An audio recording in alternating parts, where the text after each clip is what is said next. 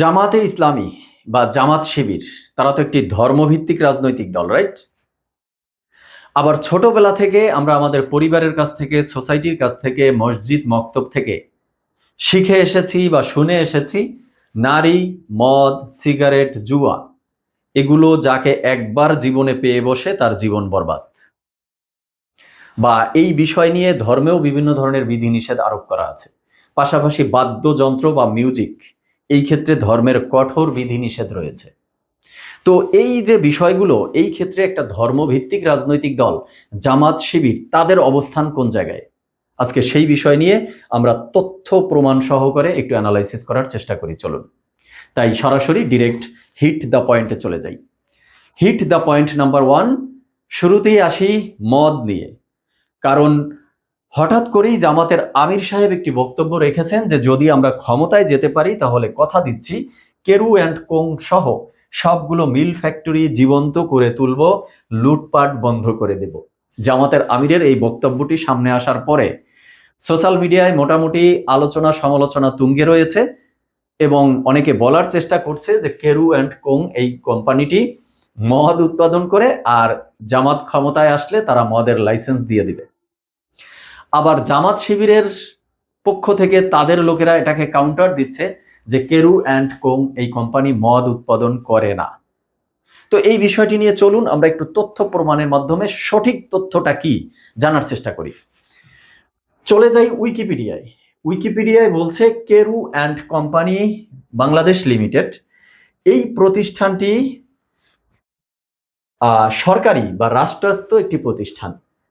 এই শিল্পটি হলো চিনি শিল্প এবং মদ শিল্প। এখানে আমি একটু জুম করে দেখাচ্ছি, চিনি এবং মদ দেখতেই পাচ্ছেন। এটি আছে দর্শনা চুয়াডাঙ্গায় অবস্থিত। আর পণ্য সমূহ হইল চিনি, মদ, জৈব সার, চিটাগুড় এবং মন্ড। এই যে জুম করে দেখাচ্ছি, এখানে চিনি আছে, মদ আছে, জৈব সার আছে, চিটাগুড় আছে। দ্যাট মিন্স চিনি উৎপাদন করে, পাশাপাশি মদও উৎপাদন করে। তাহলে এবার প্রশ্নটা থেকেই যাচ্ছে, জামাতের আমির সাহেব যে বলছেন লুটপাট বন্ধ করে জীবন্ত করে তুলবে এই প্রতিষ্ঠানকে, তার মানে লুটপাট বন্ধ করা, স্বচ্ছভাবে সঠিকভাবে একটা শিল্প প্রতিষ্ঠান চলা মানেই হলো জনগণ ন্যায্য মূল্যে দ্রব্যটা পাবে প্রয়োজন অনুযায়ী। তাহলে জামাতের আমির সাহেব মদকেও ন্যায্য মূল্যে আমাদের সামনে তুলে ধরবে কিনা তারা ক্ষমতায় যেতে পারলে। চলুন হিট দ্য পয়েন্ট নাম্বার 2। 2 নম্বর পয়েন্টে আমরা একটু চলে যাই সিগারেটের ক্ষেত্রে। কয়েকদিন আগে আমরা দেখেছিলাম ঢাকা বিশ্ববিদ্যালয়ে ডাকসুর আয়োজনে একটি কাওয়ালি সন্ধ্যা কনসার্টের আয়োজন করেছিল তারা। সেখানে মিউজিক তো আছেই, মানে কাওয়ালি এই গানের সংগঠনগুলো তো মোটামুটি সব ধরনের বাদ্যযন্ত্রই ব্যবহার করে। তবলা বলেন, হারমোনিয়াম বলেন, গিটার বলেন, কিবোর্ড বলেন, যা কিছু আছে সবই তাদের জন্য এখন জায়েজ হয়ে গেছে। অর্থাৎ মিউজিকের উপরে তারা একটা ইসলামের লেভেল আগেই লাগিয়ে ফেলেছে। একটা ইসলামাইজেশন করা বা ইসলামিক ভার্সন মডিফাই করে নিয়ে আসা, সেটা তো করেছেই। পাশাপাশি সেই কনসার্টে আমরা দেখেছি যে ডাকসু কর্তৃক আয়োজিত কনসার্টে ঢাবি শিক্ষার্থীদের মাঝে ফ্রিতে সিগারেট বিতরণ করা হয়েছিল। তো সেই চিত্রগুলো তো সামনে এসেছে পেপার পত্রিকা মিডিয়াতে। পরবর্তীতে যদিও ডাকসুর পক্ষ থেকে এটি নিয়ে দুঃখ প্রকাশও করা হয়েছিল, বাট দুঃখ প্রকাশ করার মধ্য দিয়েই তো সবকিছুর সমাধান না, তাই না? এছাড়া সিগারেটের বিষয়ে আমরা আরো একটা গুরুত্বপূর্ণ তথ্য তুলে ধরবো। সেক্ষেত্রে চলুন একটু ভিডিও ক্লিপসে চলে যাই আমরা, যে জামাতের আমির সাহেব কিছুদিন আগে এই সিগারেট নিয়ে একটা বক্তব্য দিয়েছিল। চলুন শুনি। আমাদের এই টোটাল ম্যান পাওয়ারের মধ্যে আপনি কাউকে সিগারেটের একটা স্টিক টান দিয়ে ঠুকে নিতে দেখবেন না। জামাতের দলের বা জামাত শিবিরের পক্ষ থেকে কাউকে দেখবেন না যে সিগারেটের একটা স্টিক কেউ এই ঠোঁটে নিয়ে টান দিয়েছে, মানে এমন গ্যারান্টি সহকারে তিনি কথা বলছেন। একটা মানুষও সিগারেট স্মোকিং করে, বরঞ্চ এদের সামনে কেউ স্মোকিং করলে এদের মাথা ঝিমঝিম। এবার চলুন একটা বাস্তব দৃশ্য আমরা একটু দেখে আসি। এখানে একজন ব্যক্তি দেখা যাচ্ছে, পিছন ফিরে আছে, সামনে আসবে তখন তার চেহারাটা আমরা বোঝার চেষ্টা করব। ইনি না, সামনে যিনি আছে ইনি না, পিছনে একজন আছেন।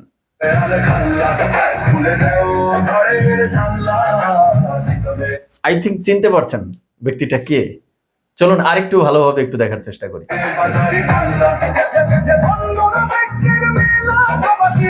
এই যে লোকটা কে দেখেছেন,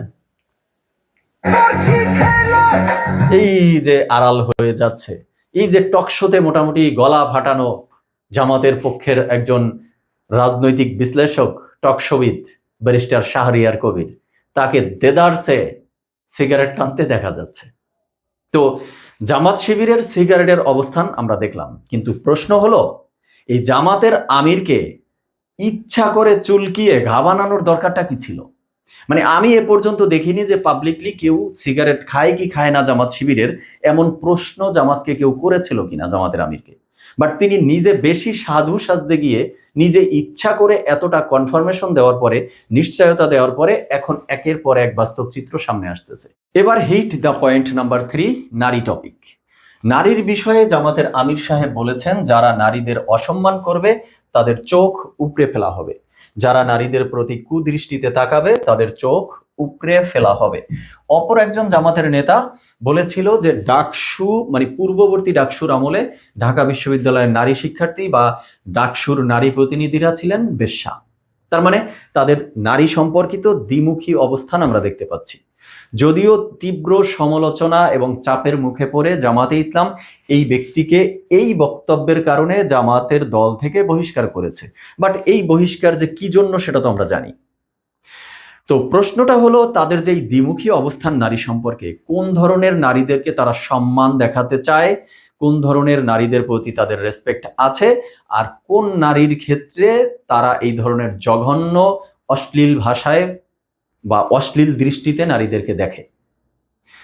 হিসাব সোজা, যেই নারীরা এই জামাত শিবির বা তাদের রাজনৈতিক আদর্শের সাথে যায়, তাদের রাজনীতি করে বা তাদের এই রাজনৈতিক আদর্শকে সাপোর্ট করে, তাদের প্রতি তারা সফট বা সম্মান সুলভ আচরণ দেখায়।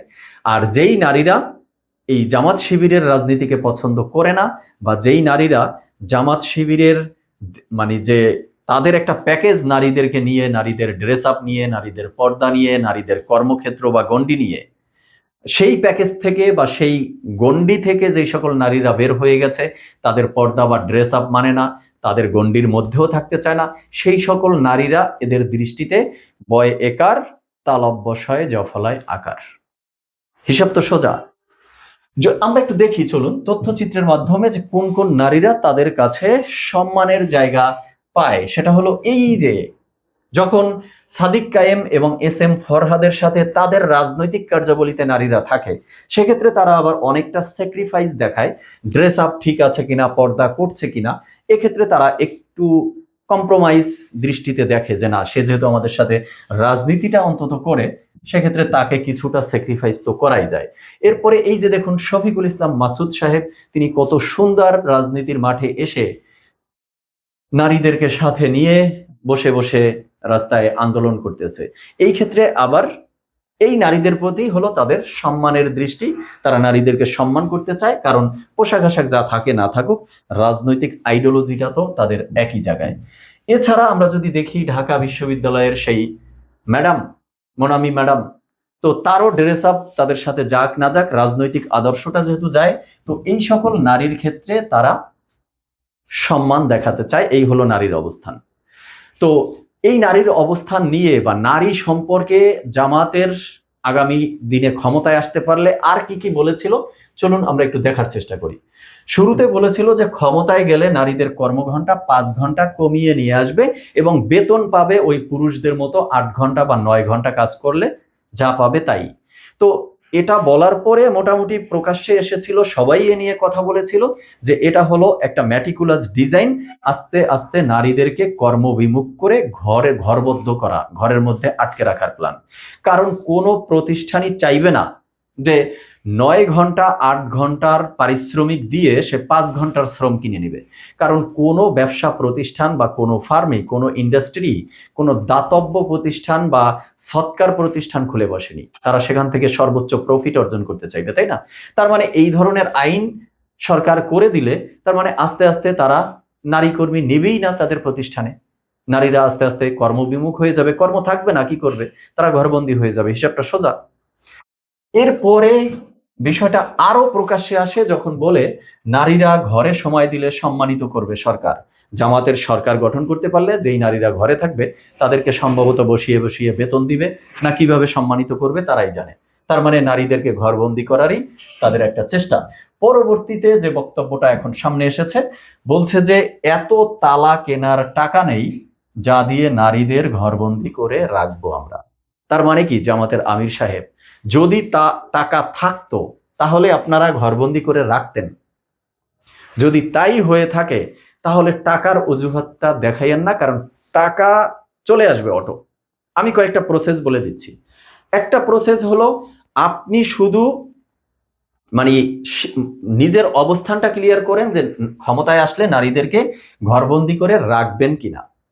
টাকা জাস্ট ডক্টর ইউনূসের সাথে একটু যোগাযোগ করেন, মেটিকুলাস ডিজাইনে দেশের বাহির থেকে তিনি 1000 কোটি টাকা নিয়ে এনে দিতে পারবে আপনাদেরকে। বা ডক্টর ইউনূসের শরণাপন্ন না হলেও আপনারা যেভাবে দেশের বাহিরে মোটামুটি ইন্টারন্যাশনাল লেভেলে যোগাযোগ আপনাদের, আমেরিকাকে পর্যন্ত হাত করে ফেলছেন, তো এই 18-20 কোটি মানুষের ঘরের তালা জোগাড় করার জন্য টাকার অভাব আপনাদের হবে না নিশ্চিত। আর যদি মনে করেন যে না, টাকার ঝামেলার মধ্যে যাবেন না, তাহলে আমি একটা সহজ সলিউশন দিয়ে দিচ্ছি। সেটা হলো আপনারা একটা ফতোয়া জারি করেন, একটা মাসালা আবিষ্কার করে ফেলেন যে পুরুষরা যদি তাদের নারীদেরকে ঘরে তালাবদ্ধ করে রাখে, ঘরে আবদ্ধ করে রাখে, তাহলে তাদের জন্য পরকালে জান্নাত কনফার্ম, বা আর কি কি সুযোগ সুবিধা আছে একটু বলে দেন। এই ধরনের একটা মাসালা যদি কোনোভাবে একটু ডেলিভারি দিতে পারেন, তাইলে আর টাকার ঝামেলার মধ্যেই যাওয়া লাগবে না, যার যার ঘরের তালা শেষেই মেরে দিবে। আর সেই মাসালাটা তৈরি করার ক্ষেত্রে অবশ্যই কোরআনের কোনো আয়াত বা হাদিসের রেফারেন্স টানবেন। আর সেই ক্ষেত্রে সুবিধা হয়, আপনাদের দলের ভিতরে অনেক মুফতি, মাওলানা, মুহাদ্দিস, মুফাসসির আছে, কিন্তু আমার কাছে এক্সপার্ট মনে হয় আমির হামজাকে। আমির হামজাকে যদি আপনি দেন 2 মিনিটের মধ্যে মোটামুটি কোরআনের কোনো একটা আয়াত দিয়ে তিনি একটা মাসালা বা ফতোয়া মাঠে ছেড়ে দিতে পারবে। কারণ ফেসবুকের আবিষ্কারও তিনি কোরআন থেকে বের করে ফেলেছিল, ফেসবুকের লাইক, কমেন্ট, শেয়ার সেটাকেও কোরআনের আয়াত থেকে কিন্তু তিনি বের করেছিল, তিনি কিন্তু এক্সপার্ট। আরো একজন আছে, তিনি হলেন ওই যে কাজী ইব্রাহিম, করোনা ইব্রাহিম যাকে বলা হতো, তিনি কিন্তু করোনার ভ্যাকসিন এই কোরআন থেকে আবিষ্কারও করে ফেলেছিল। শুনে খুশি হয়েছিলাম, বাট দুঃখের বিষয় হলো তিনি অহমিকাপূর্ণভাবে বলেছিল আমার কাছে আছে বাট আমি দিব না। মানে তার কাছে আছে, কোরআন থেকে তিনি আবিষ্কারও করেছে, বাট জনকল্যাণে তিনি সেটা ব্যবহার করতে দিলেন না। খুব দুঃখিত হলাম, আমরা হতাশ হলাম, আমরা সেই সুবিধা থেকে বঞ্চিত হয়েছিলাম তখন।